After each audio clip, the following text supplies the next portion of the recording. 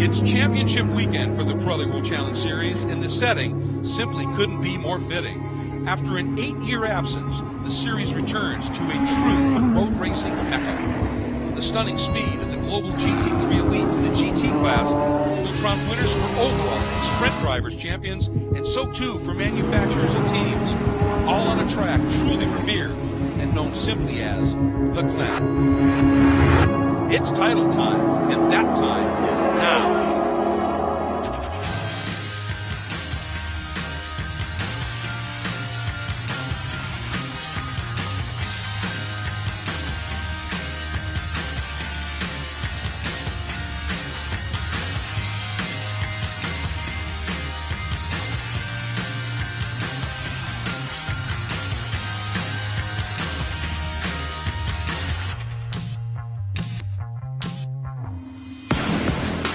It is the final weekend of the 2018 Pirelli World Challenge Championship season. It's the Grand Prix of Watkins Glen, presented by TM Performance. And this truly is a legendary venue, and it is a fitting place to wrap up a season championship. We're glad you're all joining us for the coverage of today's final round of the GT Championship. Hi, everybody. I'm Greg Creamer, joined by Calvin Fish. Ryan Marine will be down in pit lane covering all the stories that evolve from there. And we are looking at a legendary piece of racing real estate, and we've got some amazing battles that we are looking at here to determine championships, Cal, as we come into this final weekend. And maybe the interesting point of the story is the drivers that are really duking it out for the sprint championship are nowhere near the front of this grid. That's right. They are literally the meat in the sandwich in this very tight field here, Greg, and I think it's going to get really feisty because with the overall championship being decided here yesterday in the favor of Tony Vilander, he's got nothing to lose. Christensen has nothing to lose. Hargrove has led this championship since the opening rounds at St. Petersburg. He has to get it done. It's going to be fascinating to watch. It is indeed, and we certainly know that these guys will dig deep and do whatever they need to do to get the job done, but they have to do it on a very, very special track. And one of those drivers in the championship chase is Michael Christensen. He won Le Mans this year, and he's about to give you an onboard ride with the Porsche Track Preview. Hi, this is Michael Christensen driving the 24 Allegra Motorsports Porsche 911 GT3R. This is your Porsche Track Preview at Watkins Glen International. Coming down here at the straightaway, coming up to the first corner, braking it around the 300 mark and just trying to stabilize the car as good as possible, get it turned early, get on power early. It's a bit downhill here, use all the exit, a bit downhill here, but then going into a compression, going a very steep uphill, therefore trying not to steer as much as possible and then just try to use all the revs you have been allowed to use in order to accelerate as good as possible up the hill. Braking uphill for the bus stop is therefore able to brake late and take as much curb as possible here without upsetting the car too much, but also trying to keep the momentum as well into the next right-hander here, try to stay tight and yeah, keep the throttle down in order to stabilize the rear. Also going into the next left-hander here, downhill banked, a lot of grip, but therefore quite tough to keep it in on the inside tight. As well here coming into the next right hander, also compression, braking uphill, you can brake really late, and also a tough time getting on power here as the rear wants to step away. Going down to the next corner here, braking at the 200 mark, a bit of a banked corner as well, but it's a bit of a hairpin too, so the balance of the car changes a bit throughout that corner. Also going up to the next left-hander here, you brake uphill, but then it flattens out, therefore you start to lose the rear. As well in the exit, just use all the track width you can. Going into the second last corner, also very banked corner, trying to keep the momentum and keep the speed through here, but then lining up the car as good as possible for the last corner. And also very important to get good momentum and speed through there into the straightaway. This was one lap with Michael Christensen at Watkins Glen International. What a driver, what a track, and what a race this is going to be. Quickly look at our race analysis, Cal. The track just a little under 3.4 miles, 11 phenomenal turns on this track, and boatloads of grip. It's the only way to describe it. It really is. It's fascinating to see the speeds here this weekend. It is ideally suited to this GT3 machinery, and with the resurfacing here a couple of years ago, it's really given these drivers a phenomenal amount of grip here, and that created a little bit of a tire issue yesterday. They're going to get 2 pace laps to work on that today. All right, well, and it's time to get to work on it. Down to the front of the grid, and Ryan Marine for the command. Now, ladies and gentlemen, please welcome CJ Moses from Amazon Web Services to give the command to start engines. Drivers, start your engines! Oh, and that is how you do that. Well done, CJ, and this field springs to life. And here's a bit of a story right there on that front row. And boy, you know, we've seen this all season long when those Bentleys start up. They plume out some smoke, but then they go awfully fast, as they certainly have done. And that leads us nicely into our Pirelli storylines. Can Bentley do the sweep here, Cal? Well, Baptista yesterday was just dominant, and once Brent cleared the traffic, he had a fast car as well. You see them lined up there, line astern, first and third on the grid, and Bentley now have won 3 of the last 4 sprint races. They look awfully strong. They do indeed, and of course the car on the outside of the front row, Mario Farnbacher, after pitting for a tire, went out and just started to produce lap after lap after lap and ended up throwing it on the outside of the front row. Yeah, he's got nothing to lose. We talk about people just wanting to finish the season on a high. A one-off appearance for Mario. He's certainly got the speed as he displayed yesterday. But the real factor is, can Vilander get that triple? Can he get the sprint championship to go along with the sprint X and the overall? It's very tight, though. He, Hargrove, and Christensen are only separated by 8 points. And they are side by side on the third row of the grid. They race each other hard. That should be fun. Obviously, we had some interesting developments during the race yesterday in terms of tire pressures on some of the cars, curbing and the like. And Ryan Marine, I know that there's been discussion. What's going on in terms of that development? Yeah, we checked that out after the race yesterday, after a couple of our GT competitors had cut tires in race number 1 on Saturday. The consensus seems to be that temperature might have been at the root of the issue. It's been unseasonably cool the last couple of days. Overcast skies, cool ambient temperatures, very cool track temperatures, which means it's been difficult to get those tires up to pressure. As a result, Calvin alluded to this earlier, they're going to have 2 pace laps today. That coupled with warmer conditions outside, hopefully we won't see those same issues getting those tires up to temperature and up to pressure. Yeah, hopefully that is resolved. You don't want something like that to affect what will be a great run to the Sprint Championship, and we're looking forward to that one unfolding here. You know, up on the hill here, obviously it's sports cars and storied excitement, but you go down the hill to the village of Watkins Glen, you have sailboats and Lake Seneca, an absolutely beautiful area of serenity. But when we come back, it's going to be a whole different story as we get ready for the season finale for GT.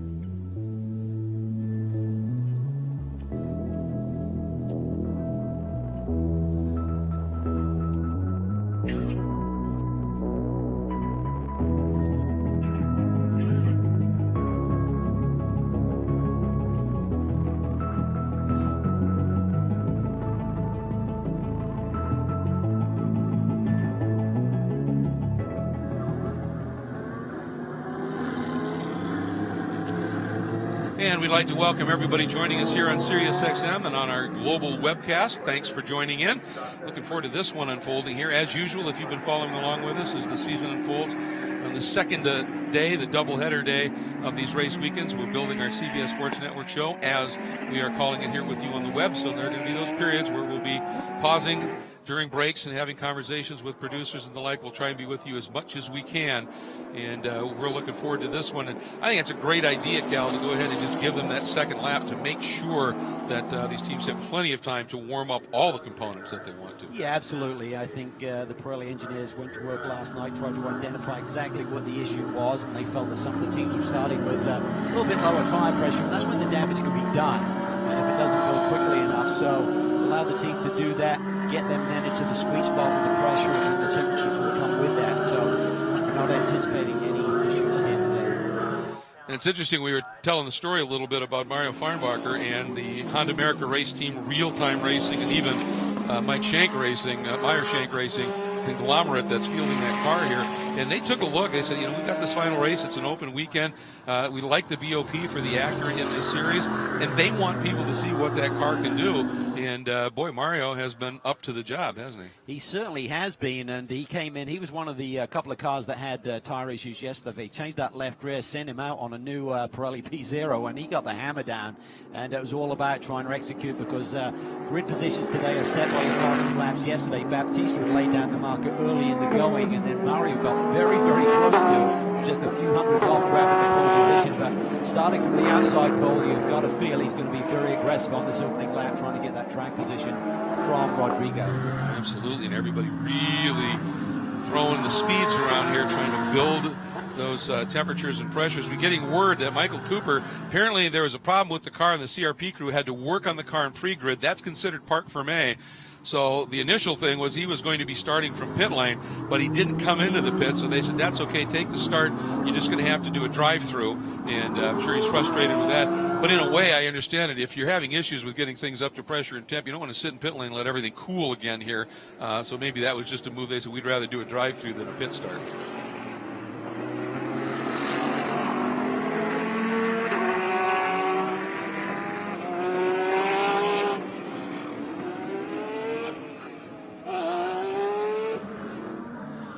Lights are out on our BMW safety vehicle, powered by M. Great to have them supporting us, and immediately the field starts forming up here. And, of course, we talked about that front row. One of the questions is, can anybody match the pace of Rodrigo Baptista? Will he have that speed that he had yesterday? It's going to be a fascinating study. Oh, he has been in the zone. The qualifying lap that he put together, just blistering everyone, and then just took off yesterday. He's in a different zip code and then kind of settled in to manage the gap to the checkered flag. Just a brilliant victory. And now, as the safety vehicle makes its escape, it will be under Rodrigo's control as he brings this field around. Michael Cooper, the number 2 CRP, the Vilbus MK entry, is going to have to do a drive-through. They worked on the car in the pre-grid. That's considered parc fermé. They had an issue, and so the start will happen, then he'll have to do a drive-through penalty, so he's got some chasing to do. But meanwhile, the field now onto the front straight. Baptista in the Bentley, Farnbacher in the Acura, front row, bringing the field up for the final start of the season, and away we go. And Baptista looked like there may have been a little lag, and then suddenly it just hooked up and went. But look at the move by Mancinelli. Contact with Parent. Yeah, he really squeezed in there. Farnbacher trying to make the move. They touch. There's contact. Hargrove misses them. There's contact with Cooper. He goes for a spin. Big hit for Cooper, a bit for Mancinelli. Problems there. Farnbacher there trying to get out of the situation. Mancinelli had a good start. He started to squeeze Parent there down into the first turn. A winglet, I think, came off the front end of that Bentley, and suddenly there was contact down into turn 1. Baptista has the lead. But look who's second. Huge for Scott Hargrove, as he avoided everything and ends up in the second spot with Christensen fourth and Vielander back in fifth. Massive break for Hargrove as we go to full course caution. It was inevitable we'd get the caution, but it came out after Hargrove had made that evasive move and got through. So, wow, what a story this could be here. And everybody going to start slowing down as the double yellows fly, and it'll pack things up a little bit. And obviously, Mancinelli got a great run, and it was awfully close and squeezed a bit. Let's take a look as we watch Mancinelli. He's limping around. He's got some sort of damage. Is that maybe the right rear? But let's take another look at the start. Well, he got the jump there. He gets down inside. And now he tries to make another move on Farnbacher. They get to the apex. There's a touch there. They spin in unison. Parent gets through to the inside. You see Hargrove there in the escape route out to the outside. Cooper gets clipped. Big damage on the De Vilbus Mercedes. Not sure on Farnbacher if he's got damage or not. Obviously he got turned. I think he just got tapped maybe and went around. And it looked like, everybody could have been possibly okay with just a little bit of minor touch until Cooper just clipped the back of Mancinelli's car. Yeah, not the birthday weekend that Michael Cooper was looking for. Came on strong in the second part of the race yesterday. Had dinner with him last night. He said it's been a tough weekend, but we'll regroup tonight. But first corner damage there. Mancinelli, our Long Beach sprint round winner. Been very fast this year. Finished second yesterday, had a strong run. Everyone was going for it. Absolutely, and he went for a gap, and then suddenly that little moment when Parent was there, and that was the initial touch, but it looked like everybody got through that, and then it was just down at the apex, and he stuck his nose in, and I think Farnbacher had already started his turn in, and it was just going for the same piece of real estate. Yeah, it's kind of a funnel effect down there into the apex area of turn one. You kind of get into a little groove through there. And just too many cars in the same place at the same time didn't work out. That's a shame because it's taken out a couple of good cars in this race. Fortunately, it hasn't affected any of the three guys who are in main contention for the championship. Yeah, they were all able to skate through, and the best of them by far was Hargrove. So let's go back now and take another look at what may have unfolded here at the start and see from a little different angle. There was that first squeeze. Yeah, and then he gets down, he's on the curb there, he comes off the corner, he gets into the rear end of Farnbacher. He goes for a spin. You see how close it was with Farnbacher and Hargrove. Wielander out to the outside as well, as everyone takes evasive action. And as Mancinelli rotated, it looked like everything was fine. Cooper looked like he might get by, and then suddenly they just touched enough that it damaged Mancinelli's car and sent Cooper's right into the barrier. And now we are under, obviously, the full course caution for the cleanup as Mancinelli brings the Oprina TR3 Racing Collection Ferrari down into pit lane. Boy, not the way he wanted this one to start. No, that's for sure. But I anticipated, it to be a pretty hectic first lap here because track position is so important. A lot on the line with the three championship contenders, but everyone else going for it in a big way. Now, Ryan, are you there? What are you seeing, sir? I'm seeing extensive damage on the right rear of this Ferrari. They're working on getting that wheel off right now. You can see the bodywork damage. The wheel certainly has been damaged. The question is there anything done to the suspension, the braking system, anything like that? And it looks like it must be extensive as Daniel Mancinelli has climbed out of his number 31 prancing horse. We'll try and grab a word with him if the opportunity should arise. All right, thanks very much, Ryan. Wow, that is a tough break. These guys so fast. They've had such a great season. A different duo of drivers run this car in the Sprint X Championship, and they had a very solid year as well. And you can see Daniel having a chat with the crew, trying to figure out what's happening. I was trying to ask the crew exactly what happened there. What did you see? He should have seen Farnbacher. He should have realized where the issue happened. Absolutely. Let's get back down to Ryan. I think he's got a hold of Daniel. Yeah, let's ask Daniel what he saw. What took place there from your perspective? So I was inside line at the turn one, and I had the Acura at the outside, and I had a hit big hit from inside, but I was already a lot of inside. I don't know who were hitting me, and if they crash into my car, they then start to spin. And my race finished, unfortunately. I'm so very sorry, but some guy from the behind a little bit too crazy. Tough break for Daniel Mancinelli. I wonder, obviously, he felt that little bit of contact with Parent, but I wonder if what he mistook as a hit from behind was him getting on that curb too hard, possibly. Yeah, well, I think he was down to the inside, and the glancing blow with Farnbach was what he was feeling, but he thought it was coming from behind him. That could be. And he's probably got his eyes looking through the corner and down the road a little ways. Yeah, it's a tough break, and obviously there's nothing they can do. There's damage to the wheel itself, but deeper into it apparently is the problem with the suspension. Yeah, and with the tires, they're still not up to temperature, so when you get a little bobble like that, the cars are going to go for a ride, unfortunately. So disappointing start to this race, but everyone now has to regroup and get back into a rhythm here for the restart. All right, well, while we're under this full course caution, an opportunity for us to show you some highlights from the penultimate round of the championship that unfolded yesterday. We talked about it.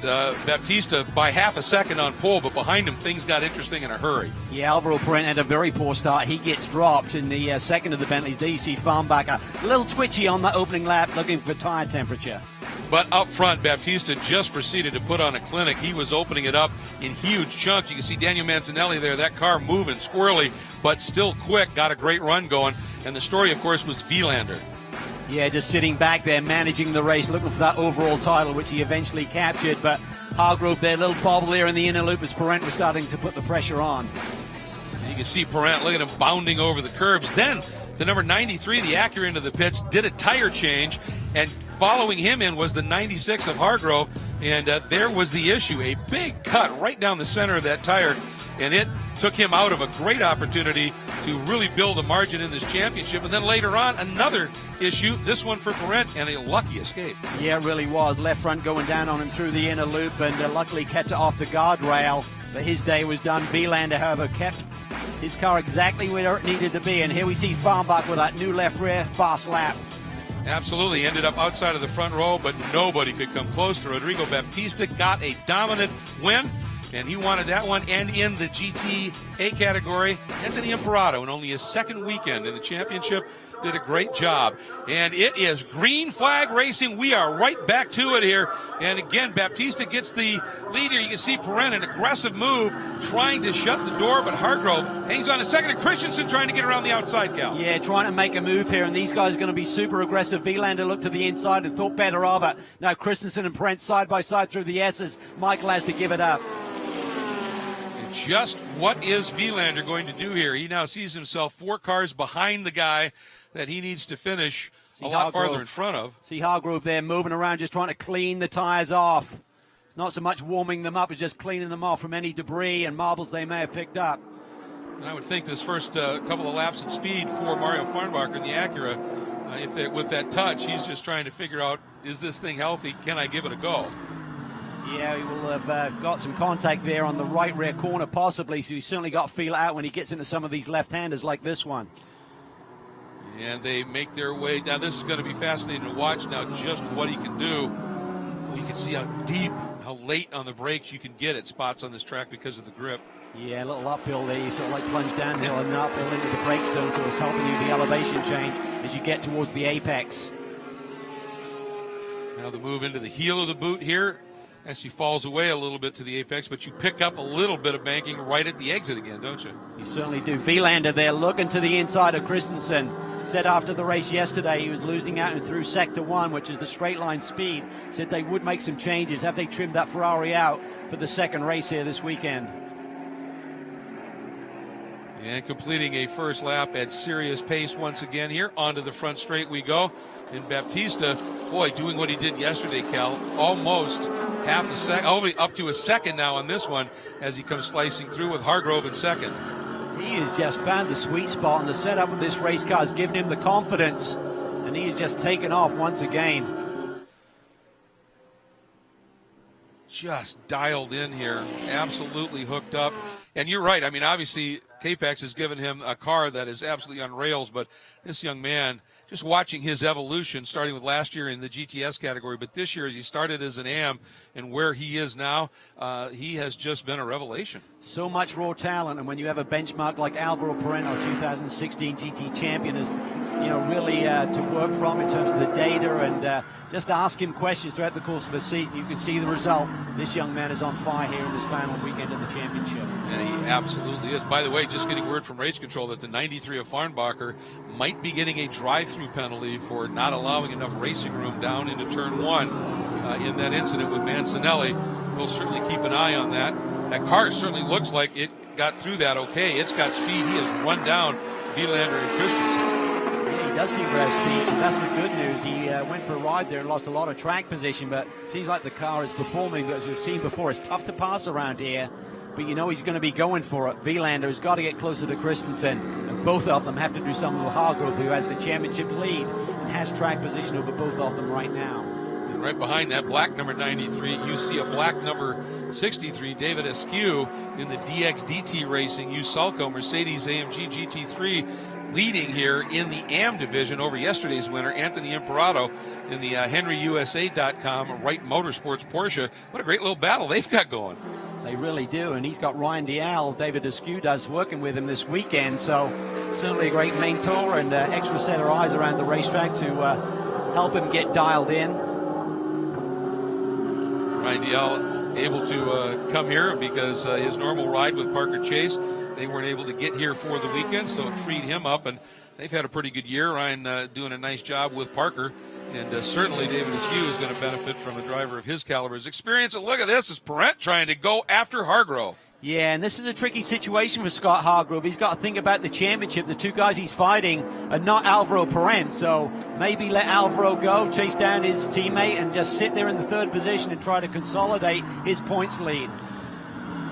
Well, and obviously you don't want to have to up your speed and end up taking too much out of the tires, so you've got nothing left should those guys come after you. but you don't want Perrin all over the back of you with an opportunity to inadvertently tap you either. It's a tricky scenario. It is. Alvaro's a clean driver, but he wants to finish off the season on a high. He doesn't want to be kind of dominated by his teammate here this weekend, so he's going to be giving it 1,000,000%. And for Scott Hargrove, if I was on his pit box, I'd say if he gets too aggressive, Scott, just let him go and settle back into that third position. That is enough for the title. Well, and certainly Alvaro would love to have a Bentley 1-2, and I'm sure he's thrilled for what he's seeing here this weekend for his young teammate, Rodrigo Baptista, but he'd like to be a bit closer to him. Yeah, he's not that thrilled. Exactly. Right there, Hargrove, that section of the track, Hargrove does seem to get through that final sector pretty well. He really does, and it's a season that started off so strong for him, sweeping both rounds of the championship at St. Petersburg, and then they went through a bit of a dry spell, didn't catch a lot of breaks, a couple of races they didn't have the outright performance, but you knew coming into this weekend he would have the bit between his teeth and trying to hang on to this sprint championship. Out of bounds there a little bit. He is well over that track limit line. I'm sure he'll get a warning on that one. They said in the driver's meeting, essentially, you'll know if you're out of bounds when you're up on the curbs, the car will be shaking. If you're over the line and it smooths out, be aware you could be getting warnings or penalties if you continue to do it. And he definitely had flowed over, and right there we're getting a word from race control that he got that one warning. And you also saw there that battle into the inner loop between these two. This is fierce. It is, and I really feel he needs to let him go. Race driver wants to give up position easily, but you have to think of the big picture right now. That Bentley has a lot of pace. For Scott Hargrove, he is jeopardizing the championship by fighting Alvaro any harder than he is right now. And you also see Vilander in the background there, right with Christensen. So those are the three that are really in this. Hargrove in the second spot, and then Christensen and Vilander in fourth and fifth. As this great battle continues here. And at what point, I wonder, does the word come from even the crew up on the wall to just say, Scott, just let him go? Joe LaJoy, the engineer, and Steve Bottolotti, the team manager with FAF Motorsports, will certainly be watching this intently and be talking him through it. But he's the guy behind the wheel. He has the feel for what his car has given him, how much grip he has, how aggressive he can be. Seen in certain areas of the racetrack, he's certainly as quick, if not quicker than the Bentley, but there's other areas where Alvaro was all over him. Yeah, and they break the track down into three sectors, and one of them, certainly the best one for the Bentley, up through the first sector, and then it changes up. And how is that going to play out? Well, we will find out as we continue to watch this great battle. Baptista leading overall from Hargrove and Perrin, with Christensen and Vilander rounding out your top five.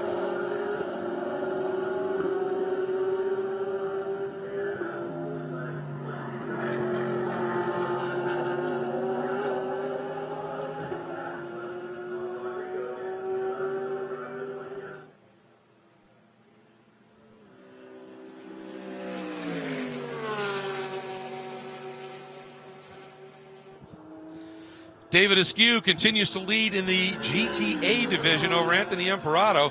And for David, also a good day already, as he has won the Optima Batteries Best Start Award for moving up the most overall positions on the opening lap. 4 he picked up. Absolutely great run for him in the overall here, as he now sits in 6th overall. So congratulations there. Moving a little farther up to the front, we jump back to this compelling battle for second for a couple of reasons. 1, it's just a good scrap. 2, it's also got huge championship implications. And 3, because Baptista is already somewhere down over by Buffalo, I think. He is just gone, Cal. Just like yesterday, first half of the race, he just took off and then managed the gap from that point forward. You know, for Alvaro Perrin, he wants to finish the season on a high. It's been a frustrating season because it got off to such a rocky start with incidents throughout the first couple of race weekends. But then he's got back on form, has had a couple of sprint wins, one at CTMP, one at Road America, and he knew coming into this weekend that this racetrack should be well suited to the Bentley. He expected them to win, but he thought it would be the yellow car, not the blue car. Absolutely, and Ryan Marini, we've been hearing about the attack here that Alvaro Perrin in the yellow car is putting on Scott Hargrove. What are the folks in the FAF Porsche pit saying?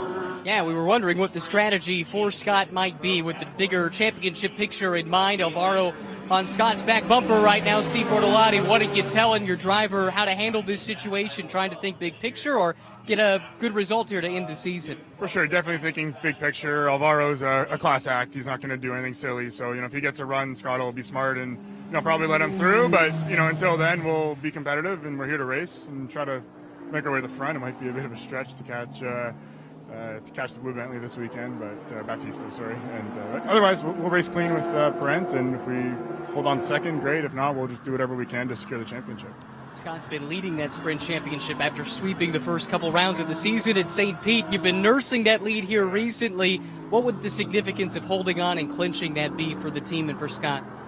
For the team, it would be great. You know, my guys are mostly dealer people, so a big car dealer group, so we do this evenings and weekends. I'm our only full-time employee, so it'd be great, all the hard work and sacrifices everyone's families have made. And, you know, for Scott, he's a talent. I think we've seen that through our dealings with him in Porsche Cup. I think for his career, I'd be extremely happy for him. You know, he's racing against the best of the best. You know, Tony Vlander's a class act. Super happy for, you know, the Arferi guys. A lot of respect for what they do over there, and same with Michael Christensen and the Allegra team, and obviously K-Pac. So it's an honor to be in this paddock. It's an honor to compete with these teams that, you know, we've been watching for so many years, wanting to be here competing against. And, you know, super happy for Scott as well to hopefully, I mean, it's not over yet, but hopefully he can close this out. Fingers crossed the rest of the way. Thanks. Ron, thanks. You know, Steve brings up a good point. This team, most of the crew members are employees in the FAF dealership. It's very much one of those types of operations. A big step for them this year, coming up after winning in GT3 Cup Challenge to running at this level and doing as well as they have. And you heard him give some props to the number 61 of Tony Vlander and Arferi. One of those reasons is because that team and Tony himself won a very coveted award last year, and a bit earlier in the weekend. After the race yesterday, Ryan was able to catch up with Tony for just a minute. Tony Vlander, your overall champion in Pirelli World Challenge this season. Still have one more championship you're trying to get to, but can you enjoy this one? Can you celebrate this one a little bit, knowing it's the entire season, both Sprint and Sprint X? Yeah, first of all, it was a difficult race. I needed to do a qualifying without any errors. Cannot hit the barriers. Same thing for the race. I tried in the beginning, but I was lacking a little bit the top speed going up the hill. Car balance overall was good. But hey, after the race, I said on the radio, guys, we won. It's 2 out of 3, so let's be happy a little bit. Obviously, all the crew are Arferi Motorsport. They're already thinking about tomorrow. We're going to change a few things on the car, and hopefully we are we have more speed. I slowed down a little bit, and then I saw Christensen in trouble, so maybe I slowed down a little bit too much. But maybe I think I catch 4 points on Hargrove, so that's a positive thing. We enjoy a little bit tonight, and then enjoy the race tomorrow. And it's been great year overall. Hey, thanks for the time. Thank you.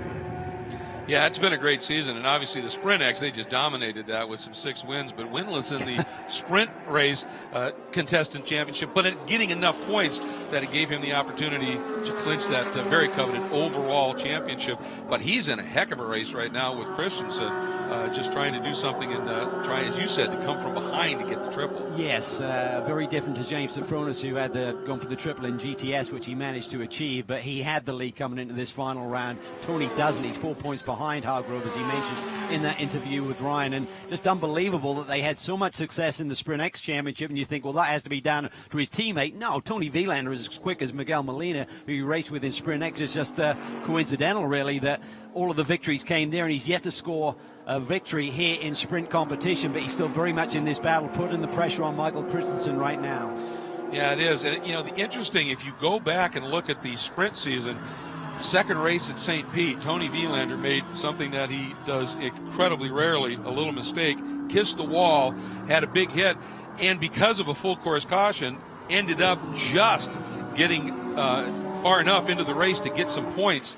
If that hadn't happened, this could have been a whole different story. Totally different deal. And what happened that day, Alvaro Parent had some kind of brake suspension failure, and the race was red flagged, cut short of its prescribed amount, and eventually that meant that Tony Vlander did just get to the 50% mark, what you have to do to score points, so he caught a real break that day. I believe it was 10 points that he scored, and that made a big difference in all of the championships.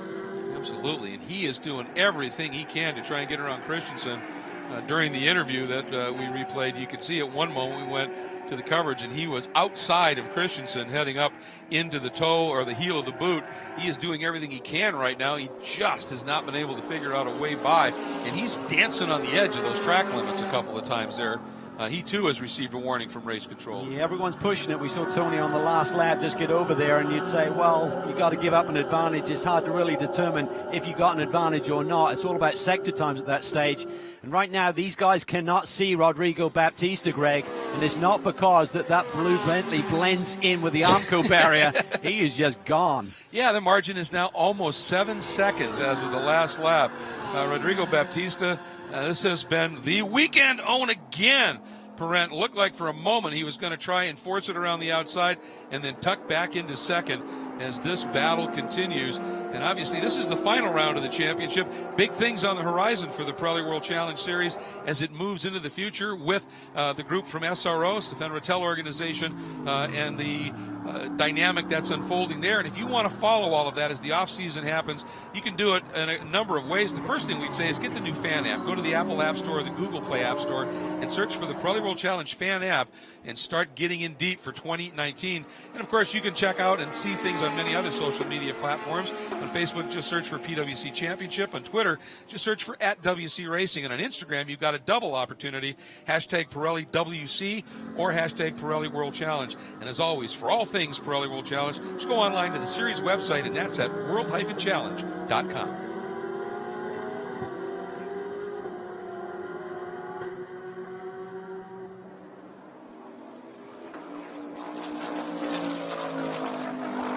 Well, in a break here for our CBS Sports Network show. Great to be back with you here on the web and on Sirius XM. And this is the young man that we are talking about. It takes him now. He's halfway between turn 1 and 2 before the marker comes up as to where Hargrove is. It's up to 7.5 seconds. He's pulling this out, Cal, at almost a second a lap. Yeah, it's quite phenomenal, really, just the pace that they've been able to achieve with that car this weekend. I mean, sometimes you just hit the sweet spot, you get it right. And on a circuit like this, as we see Pirelli, his teammate, now having a really strong run on Hargrove. He may be able to do something here into the brake zone, but you know Hargrove is not wanting to give it to him so far. It's getting super tight there. You can see Hargrove delayed his turn in just a little bit, didn't he? He didn't move over and block. He waited to the point where Alvaro had to give it up.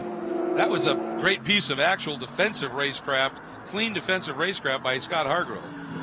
Yeah, it really was. And I tell you what, Christensen and Vilander are not going away, so Hargrove can't afford to relax too much. The problem is if Pirelli does make a big move and delay Hargrove by about a second, he's suddenly going to have Christensen and Vilander all over him. So is he better off to let Pirelli through in an easy part of the racetrack and then just settle back in and focus on the gap? Well, there's the conundrum. I mean, obviously that would be the safe thing to do, but he's got to like having the buffer of Pirelli between himself and the guys that he's racing in that championship. It's got to be a difficult decision to say, yeah, okay, I'll let him slide through and now race those guys directly instead of having that on that other car in the middle of it. That's the pressure cooker of a championship weekend, Greg. There's so much going on through your head. It can happen earlier in the season if you get that points lead, but he knew he had a battle on his hand. He came out in here totally ready to get up on the wheel. He's done it, and he is performing well. Now he's just got to make the right decisions. Here we go, down into that first turn, and this is the section of the track where Alvaro is incredibly quick. Floats a lot of speed there, doesn't he? Floats speed through there, and then he just accelerates up onto the tail end. Now he's going to pick up the draft. That Porsche was just punching a hole in the air, even though the Bentley has a big silhouette. It's certainly going to help Alvaro. But it just seems at this point he's not been able to time it to get enough of an advantage as his teammate heads through the inner loop. And he always gets up along the outside here, but never is quite far enough along. And one of the things when we were talking to some of the teams in the paddock, the Porsche guys said, you know, the car is really good into the corner. It's great on the brakes. It's got good mid-corner speed, and we have decent top end. The problem is even on a track with a lot of flow to it, you still want some torque coming out of the corners. And they said that's where we just don't quite have it, and that's what keeps things interesting for them. It does, and that's where the Bentley seems to have that mid-range torque there, pulling up through the S's and through the first part of the straightaway. But I think right now Hargrove has got into a rhythm where he's running that line continuously, so he knows where to hit his marks, which are kind of a reset on what you do if you're running by yourself. But nonetheless, he understands what the car will give him by that compromised turn-in point to the inner loop.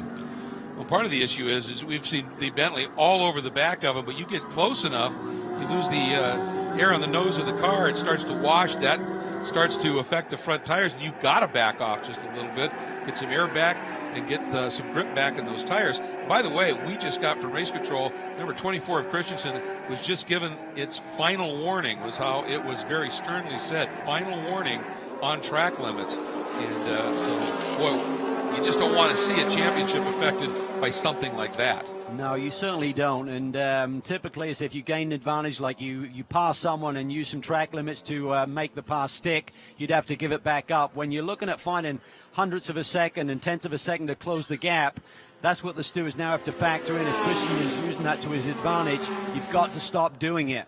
And certainly over the last couple of laps, we've seen Christensen and Vilander get a little bit closer to this duo in front of them. That was a little bit of a different thing here, as Hargrove expected, I think, Parent to draft him and then come up, and he went tight to the inside, and Parent just went all the way to the outside of the track, nowhere near the draft. And I wonder if that was exactly what we were talking about. He wanted to get some clean air on the nose for one, and two, maybe running that close to him. I mean, it's, in the 80s today, could be a heating issue. Well, the other thing is, Greg, if you get a long way out, if you're not following someone directly behind or just to their flank, if you get way out of the other side of the racetrack, they can't see you. And suddenly Hargrove is going to be going into that corner. Where is Parent? You can kind of help try and force that driver into missing his marks a little bit. He's distracted. Where is he going? Where is he going to come back at me? And maybe that's what Alvaro was looking at doing. A little strategery, you're saying. Got to try something right now. He's pretty stymied, and he's got a fast race car underneath him, but he can't do anything with it. And he's got a couple of guys that are antsy right behind him here. And just checking in on Baptista, just because what we're seeing from Rodrigo this weekend is something special. 9.5 seconds now, his margin that he has built up. It is just absolutely stunning. I mean, nobody else even to be seen on the racetrack right now. Yeah, it's truly remarkable, and 10-second lead seems to be his comfort factor. That's what he did yesterday and settled in a little bit. Yeah, this will work. I can manage this. Quite the statement. Boy, isn't it, though? Working his way up through the legendary S's and hustling toward that inner loop. We're going to take a quick pause here. We'll be back in just a few seconds with the resumption of our CBS Sports Network coverage.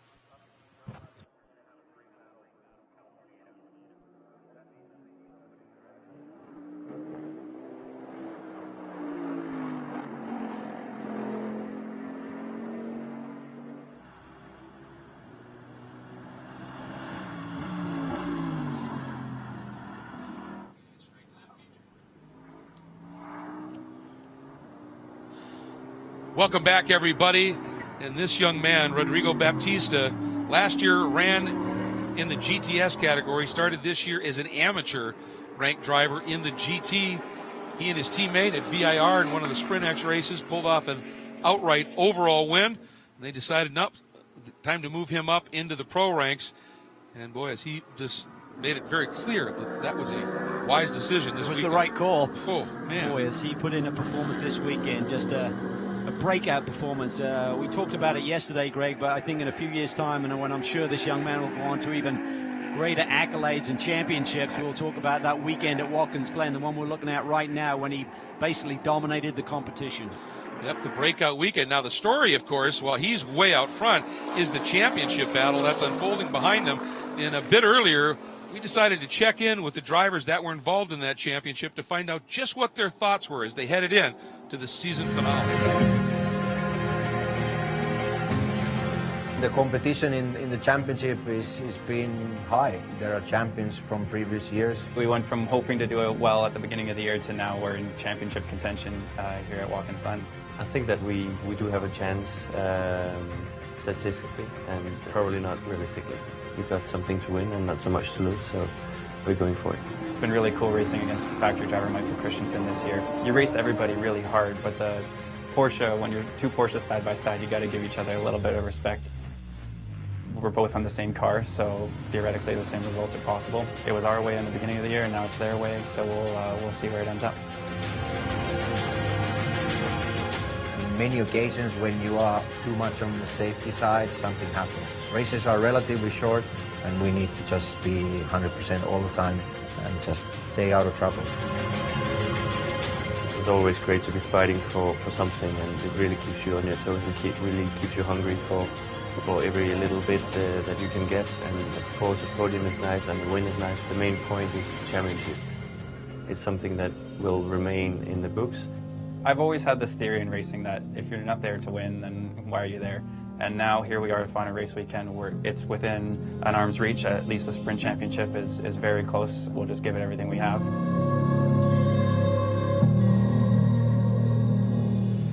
And he has certainly been doing that. That entire team has in this race with his amazing defense on Alvaro Pirelli to be able to hang on to that second spot and maximize the points. And as we say that, they come into view, and it is as close as it could be once again, to the point that Hargrove has to go over and defend on the run down into turn one just a little bit. Now he pops to the outside. This is really going to compromise his exit speed here. Alvaro Pirelli's going to have a bigger run than he's had all race long. You can see it immediately. Oh, and if he can get to the outside there, Cal, he's got the inside. Nope, couldn't quite get there. It is getting really, really tight here. Alvaro's patience may be running a little bit thin at this stage of the game. And watching this unfold, and Hargrove able to cover it. Yeah, you're right, obviously. He did give up a little bit here, but again, Pirelli not able to get through, and Ryan Marine, just curious, what is Darren Law and that K-Pax team thinking about what the opportunities are? Yeah, let's ask about that. You've got Alvaro now fighting to try and get up to the second spot, get you guys 1 and 2. Is his patience wearing a little bit thin, trying to get that position? He's been knocking on the door for a while. Yeah, he is. You know, I mean, Alvaro is a professional, and he's so good. He's got great racecraft. So, really, it's kind of the give and take between the cars where the strengths are and weaknesses are. But, I have all the confidence in the world in him. He's very, very good. Well, let's talk about your young driver who's leading, Greg and Cal. We're talking about his promotion from GTA to GT. But maybe no one knows his talent better than you. You've been keeping an eye on him and really shepherding him along since last year when he was in GTS. Yeah, you're right. So he came to our program in 2017 as a 20-year-old kid with some experience in Brazil. And, we took him on, and it was really a kind of a driver progression for him. He's done such a great job, and he showed a lot of talent early on, enough when we won a couple races that we thought he needed to progress up to GT3, and he's obviously just gotten better and better. Great racecraft. He's not only fast, but he knows how to handle the car, so good feedback. So very talented young driver, and we're proud to have him, and we're looking forward to what the future holds for him. Exciting times indeed, and looking to clean out the season. Ended up with a sweep here at Watkins Glen. Best of luck the rest of the way. We hope so. Thank you. Well, and Mr. Baptiste has decided 10 seconds. He could do better than that. It's 12 and a half now, folks. I think you're right, Cal. I think it's going to be, something that you talk about down the road as seeing something special. By the way, we were watching earlier in the number 63 Yuselco DXDT Mercedes of David Askew leading in the GTA category. He's now slipped to second spot, and we're going to take a look at what happened to cause that change of position. Ooh, a little spin there. That's at the toe of the boot. I believe it is. Yeah, a lot of pressure there from Anthony from behind. A little slip. You don't see David actually make too many mistakes this season. He's just progressed very nicely, has closed the delta, the gap between he and the front runners who have a lot more experience than him, obviously. But talking to the team this weekend, they've got big plans for next year, so very much part of the learning process. It looked like he just a little bit too much speed and a little bit too aggressive turn, and it just came around on him. And Anthony Imperato did a nice job, actually, in that section of track to be able to swing out and avoid it here. Has got around yes, Christensen. He has. And he's quickly got that run down. position, yeah, and this is important. He is the guy who is closest to Hargrove in this sprint championship, comes into this last race 4 points behind, so he's got to get around Hargrove and hopefully take Brent with him. And then it may come down to wins, and Hargrove has the edge there in terms of any tiebreaker, so Hargrove is in a pretty good spot points-wise. Yeah, Tony can get to the front and finish in front of Hargrove, but he still needs help. He needs a buffer. Tony needs to get in front of Brent, then get in front of Hargrove, and have Brent get in front of Hargrove. All in 13 and a half minutes. Yes. I'll ask you to. No, not at all. Well, and again, this is Brent. Looks like he may have just backed off a little bit to try and get some grip back in those front tires, and then moves way out wide here. So that Hargrove, I like what you commented about. I think that's a great idea if that's indeed the case. That Brent is just getting far enough out that he can't really see him cleanly in the mirrors. The other concern thinking about Hargrove and his strategy here, if he was to let Pirelli by, if Pirelli takes off, wouldn't be an issue, but if Pirelli just sits there in front of him, how well does Hargrove's car work running behind another car? We can see how effective he is right now running by himself, but if he suddenly had that air coming off the Bentley affecting his performance, suddenly Wielander and Christensen could be all over him. Well, and Wielander, of course, running the R Ferry, and the R there is Ramo Ferry, and it's been a great season in a lot of ways already. It's just one more championship for them to win. And Ryan Marine, what does Ramo think about the chances of this Finnish phenom getting it done? Yeah, 2 championships already for Tony and the team, trying to get that third today. What do you think? Just a little over 10 minutes left. Any chance of getting up there and getting the points you need? I mean, it's not over until it's over, but I think it's very difficult. I think we had a bad start. I think the incident that caused a bit of a problem. We didn't qualify well. I think that's the key. We should have qualified much better. But, you know, we won 2 championships. It's been a great year. Great team, great car, great driving. I think it's a great sport for everybody. How much have these championships meant to you and to the team here at Pirelli World Challenge this year? Now, of course, you know, you put a lot of effort into this, a lot of work, long hours, a lot of money. But at the end, you know, you shoot for the back. It's great to get a championship. Thank you very much. You're welcome. Well, that's the commitment you make. You race at this level. This is not for the faint of heart, whether it's behind the wheel or in pulling out the checkbook.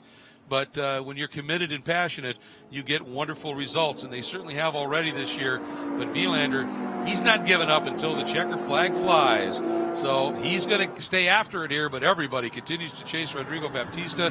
He's in a different zip code right now with Hargrove, Pirelli, Wielander, and Christensen completing your top 5. Imperato leading in GTA, excuse me.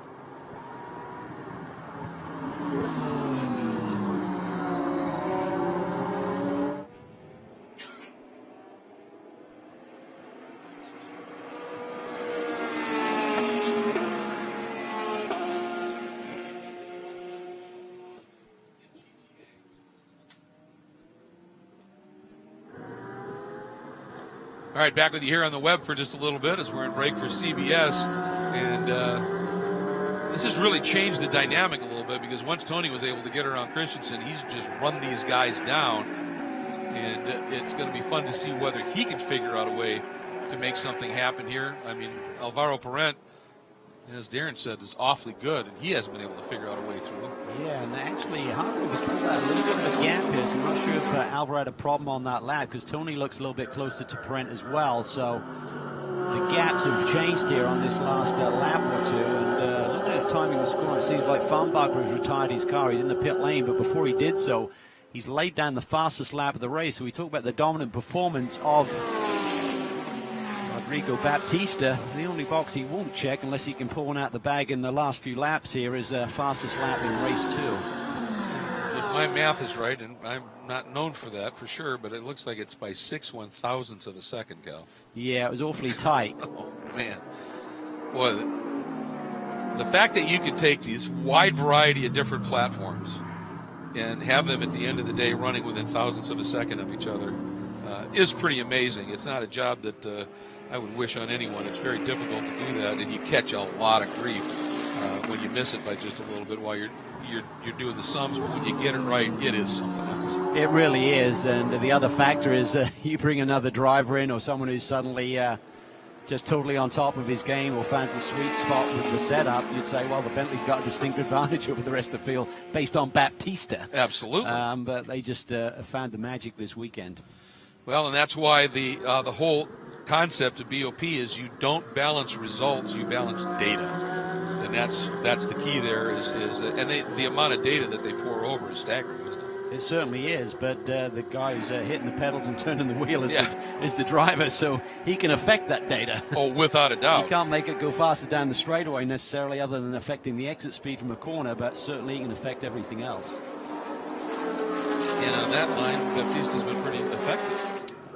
He has. What a story this is, but this battle, just relentless, and sometimes it's just the pursuit itself. Obviously, he may not be able to get through, but these guys at this level, they just will not stop attacking. Well, it's going to be a fight to the finish here, and this sprint title will not come easy as Parent now gets a big run on Hargrove. Huge. Oh, he's well alongside. Can he get it done out deep around the out? Just couldn't do it. He got Hargrove off rhythm just a little, but not enough. And that little bit has allowed Wielander, who had dropped back a little bit, Cal, to come right back onto him. He's right there. And the one thing for Alvaro Parent, if he makes that outside move with the right-hand drive Bentley, he'll be able to literally feel and see the left side of Hargrove's car from that seating position.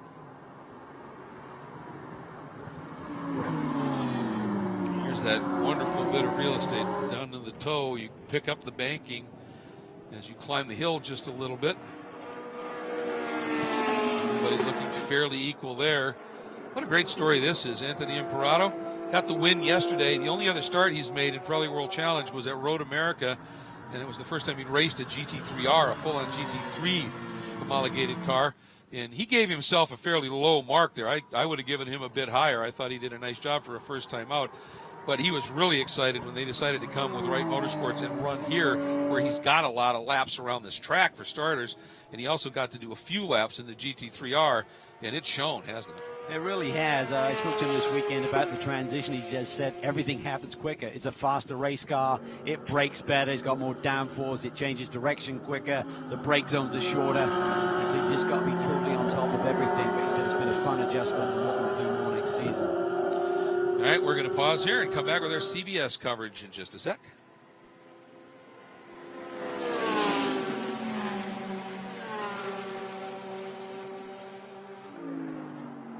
Welcome back, everybody, and Parent attacking again on Hargrove.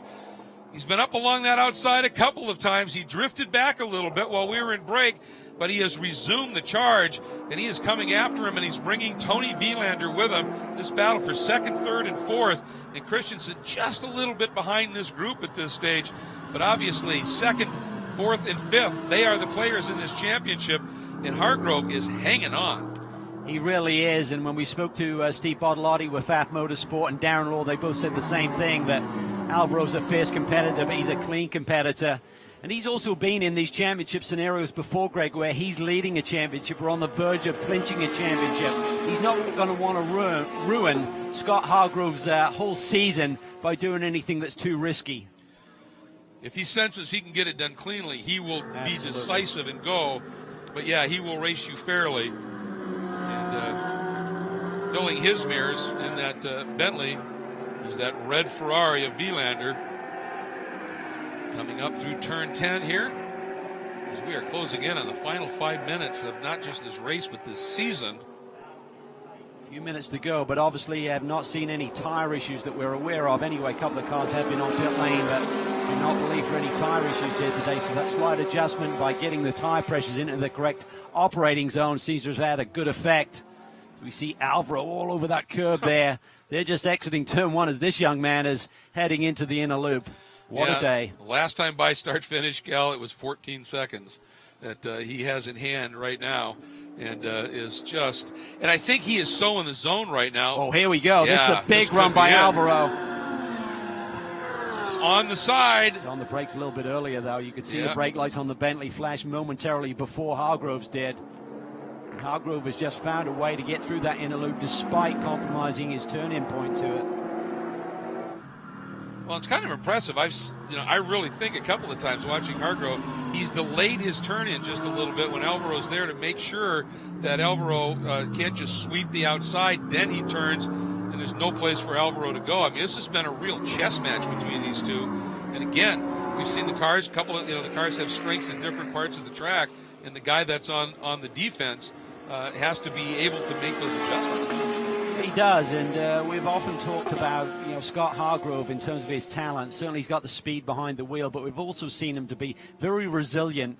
He tore off a corner on his race car prior to qualifying at St. Petersburg, came back in qualifying, put it on the pole, swept the weekend. We saw him spin early in the qualifying session here this weekend, Greg. Didn't damage his confidence. He got the car rolling again. Most importantly, went out and out-qualified Tony Wielander, who's the closest guy to him in the championship. So he's able to respond to pressure, and that is a big factor in being the complete driver. Absolutely is. Yeah, he's been something to see. And you can see when he was early in his career in some open wheel stuff, he had absolute raw speed. There was no question of that. And had a lot of success in GT3 Cup Challenge cars. This is a different level yet again, and he missed nothing when he made the step with the team. But again here, Pirelli gets this monster run up through the S's. This. Hargrove's tyres are at their limit right now. He really seems to be stretching for everything, using every inch of the road and more down through turn 1. And this is allowing Alvaro to get a slightly better run, but he just cannot get on his flank to be in a position without squeezing him at the apex for the entrance to the inner loop. And under all that pressure, Hargrove, every time he turns into that inner loop, as you said, he's figured out a line through there that is extremely clean. And you don't see that car stepping out. He just gets through it as best he can. And you got some traffic coming up. They're going to catch him. They might catch him on that chute between the toe and the heel. See Hargrove there flashing his lights, trying to get the attention of David Askew as his team looks on. Can he hang on here for the last couple of minutes for this title? They've had the lead for a long time, Greg. It's been over 6 months with the lead in this sprint championship. But it is all coming down to the final couple of minutes right now. And Ryan put it very well in that interview. You had the lead, but it's been whittled away at each event here. And he's literally hanging on. Ooh, and Askew runs a little wide there. Right up in front of him, throws up a little bit of dirt and debris. And again, Hargrove very much on those lights, letting him know. And you know that the guys in the DXDT pits are on the radio to Askew saying, you know, once they come by you, just let them go.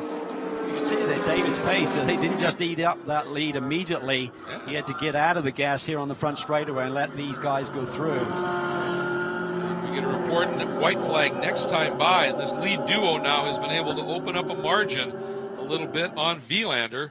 I say lead duo in this championship battle for Hargrove. Obviously, Baptista's got the race lead, and again, Pirelli just gets this tremendous run. He just keeps trying to work with the aero effect and the draft and see if he can pop out and just find a little bit more speed. There you see him swinging out super wide there. He's just trying to surprise Scott Hargrove. Hargrove missed his marks a little bit there, but not to the extent that's going to allow the door to be open for Pirelli. Yeah, it looks like Pirelli is playing a little bit with trying to figure out side drafts and anything he can do, not just to get him some speed, but maybe upset the balance of that Porsche under braking into the inner loop. Well, he needs Scott to make a mistake, and I think that's why he's playing around with that line and approach to the inner loop. That's where he has the advantage, certainly, but can't do anything with it. But Scott is certainly up to the task, totally focused. Just got to keep it together here for a lap and a half. And you mentioned that little bobble Scott had that time in the inner loop, and slowed both he and Pirelli down, and Vilander, who was a good, 8 car lengths back, there again.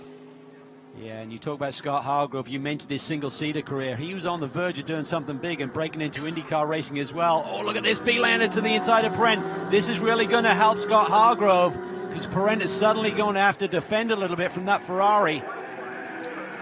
Doesn't want to lose that final podium position. Baptista, by the way, just getting the white flag on the front straight, but we are going to stay right here with this championship-related battle. And that little bit, that's given Hargrove as big a margin as he's had, hasn't it? It really has. Wow. And that takes the pressure off. He can be comfortable here. Uses all of the road that he's allowed. I think Tony was just crossed the line a little bit, just trying to close the gap on the Bentley in front of him. Totally different timing this time. Maybe that will change the dynamic when they get to the brake zone. He's coming from a lot further back. I was wondering if that might actually give him a little bit better toe. He swings way out once again, last time into the inner loop, and again, Hargrove has him covered. What a chess match this is. Phenomenal. Hargrove just trying to find a way. Find a little chink in the armor of Scott Hargrove, but he is not blinked yet today.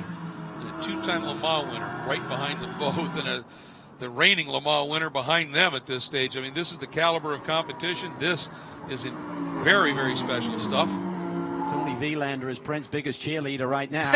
He's like, go for it. Go for it. Do something. Give it a bit of a go here. Some 14 and a half seconds up the road, obviously, is Baptista. And we'll cover him coming to the line, but then we're coming right back to this battle because this is it. This is sprint championship time in the Pirelli World Challenge GT category. Onto the front straight comes Rodrigo Baptista. He does sweep the weekend for Bentley in that beautiful blue Opticoat machine. A revelatory weekend for a true star on the rise. Congratulations. But here's that battle behind them. Onto the front straight we go, and it's enough. Hargrove, Pfaff, and Porsche, they get the Sprint Drivers' Championship. What a day, and what a completion, bookending the season, really, Cal, after the sweep of the opener. It's been a tough one in the middle, but they do what they need to do here at the end, and Scott Hargrove is your Sprint champion. It's well deserved. He's had a brilliant debut season here in Pirelli World Challenge. Congratulations to that whole group, led by Steve Bartolotti. An amazing year. And they had to sweat it, but they get the title at the end of the day. They do indeed, and just an amazing run. But wow, an incredible run by Rodrigo Baptista, sweeps the weekend and does so by another stunning margin, backing off in that last lap and still winning by 12.5 seconds. And when we come back, we are going to hear from our winners and our champion.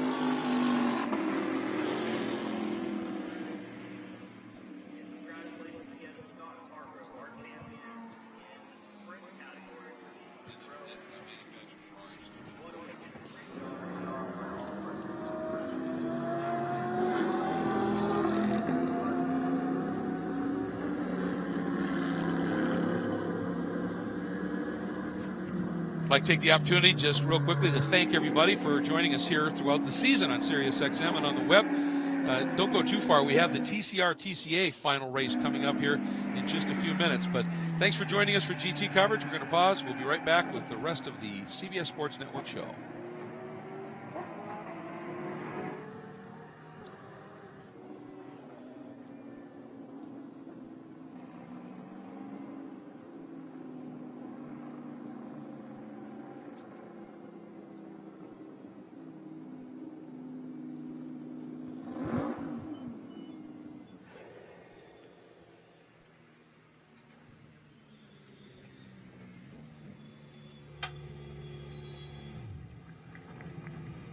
The door pops open on the Bentley Continental GT3, and out comes Rodrigo Baptista, who has served notice that he is now got to be considered one of the very best with the drive that he put on. And you look at the level of driver that he absolutely throttled today.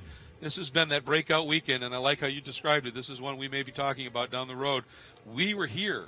We saw it when, and he peels that helmet off, and Rodrigo Baptista, a sweep of the final weekend of racing in 2018 for the Pirelli World Challenge GT Sprint Championship. And Ryan Marine, there is no doubt about it. This man is a star who's got a lot of rising. A picture-perfect final weekend of the season for Rodrigo Baptista. 2 wins here at Watkins Glen, and in dominant fashion, especially today. Have you ever had a car that good to run away from a field as good as this? No, I don't think so. This weekend the car was perfect, so I just want to thank the team again, and I just did the same today as I did yesterday. This team has been behind you for quite a while. Darren Law with you last year when you were with Flying Lizard, now here with K-Pax. What has their support meant? Oh, it's really good. Last year I was in Flying Lizard, and I saw the K-Pax racing, so I saw that was, I think, the best team here, or one of the best team here, so that's why I chose to race with them. A clean sweep of the weekend at Watkins Glen. Congratulations. Thank you. And as we've seen so many times here, as we take a look at overall results, very quiet when he gets out of that car, but a monster behind the wheel. Yeah, he does his talking behind the steering wheel, doesn't he? What a performance. Absolutely. As you take a look at those results, just a quick little stat for you. I just did a quick calculation.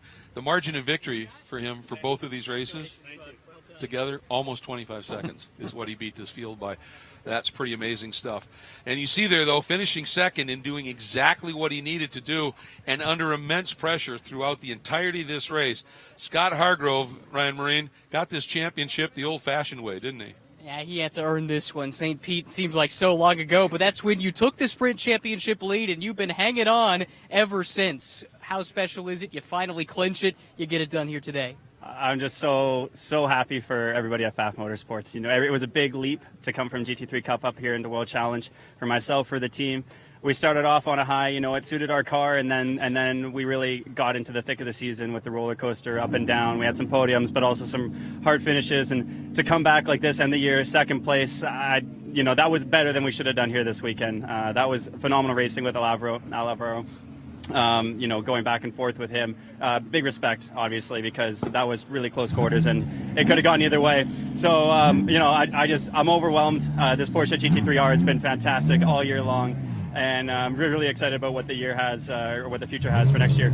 Well, congratulations, a fantastic season. Thank you very much.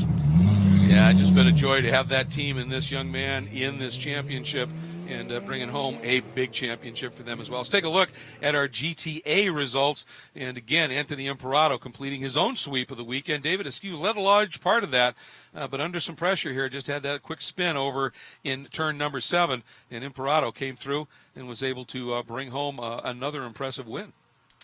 Yeah, it was a great performance by Anthony. Not a deep field for him to compete against, but certainly David Askew had a very strong run going. That spin basically lost him the lead of this motor race, but he's going to bounce back strong next year. But just a terrific day of racing. Great respect amongst the front runners. As Scott mentioned, I mean, for Alvaro, it was so easy for him to get into that Porsche and turn him around or bump and run him, but he didn't do that, and I think that will pay dividends to Alvaro further down the road, because there's no doubt those two guys will be competing against one another for years to come. Oh, absolutely. Clean racing. And again, a great race for Anthony Imperato, and Ryan has tracked him down. I know yesterday, Anthony, you said you wish you had a few more guys to race against. That said, a win is a win, and they never come easily. Congratulations, 2 of them here at Watkins Glen. Thank you. Yeah, that was an interesting start. You know, we lucked out there with no contact. Had a blast racing David today. We had some fun. Finally made a mistake. We got by. We had a great car today, as we did yesterday. At the end, I think we broke a belt in the tire, so we were just nursing it, you know, the last 8-9 laps, so took it easy. But, you know, the car is great. The series is a blast, and had a lot of fun today, the whole weekend. An outstanding run to 2 race wins for Anthony Imperato at Watkins Glen. Yeah, great job. Great story. Hope to see a lot more of him in the future. And he also wins our VP Racing Fuels Hard Charger Award, moving up 4 spots overall during the course of the race. So nice weekend of accolades for the driver of the 91 HenryUSA.com Wright Motorsports Porsche. Let's take a look now at the points. In the Sprint Championship, as we said, clearly Hargrove gets the win. But, boy, I'll tell you, it was a fascinating one right down to the wire. It really was. It could have gone either way today. Tony Wieland, a brilliant season, finished second in the Sprint Championship today. Overall champion, Sprint X champion, Michael Christensen, what a performer he was. Alvaro just nips his teammate there for 4th position. It got tight there today with Baptista sweeping the weekend, but certainly a great season. And in the GTA Championship, Martin Fuentes had already clinched it, so we'll give him a shout-out. He was the 2016 champion. He is now the 2018 champion. Manufacturer points, it was close as well, but Ferrari was able to hang on. They just squeeze it out at the end. Porsche got a little bit closer, as did Bentley, but at the end of the day, it's a win for the prancing horse. All right. Well, I'll tell you, it has been a fascinating season. Sprint overall, it has been absolutely stunning. And then to finish it here has been spectacular as well. Thank you so much for joining us. We're done for 2018. We're looking forward to a fabulous 2019. Lots happening in the Pirelli World Challenge. We hope you join us next year. For now, for Calvin, Ryan, and our entire CBS Sports Network crew, I'm Greg Kramer. In association with WC Vision, this has been a presentation of CBS Sports Network, the 24-hour home of CBS Sports.